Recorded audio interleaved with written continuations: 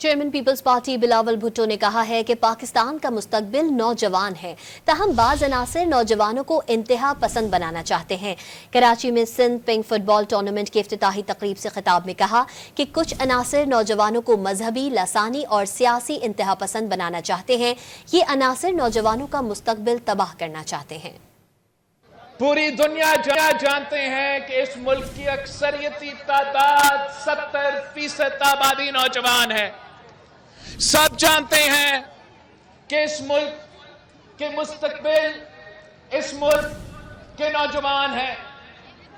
اس ملک میں ایسے سوچ رکھنے والے لوگ ہیں جو اس ملک کے نوجوانوں کو انتہا پسندی کی طرف دھکیلنا چاہتے ہیں، چاہے وہ مذہبی انتہا پسندی ہو، چاہے وہ لسانی انتہا پسندی ہو، چاہے وہ سیاسی انتہا پسندی ہو۔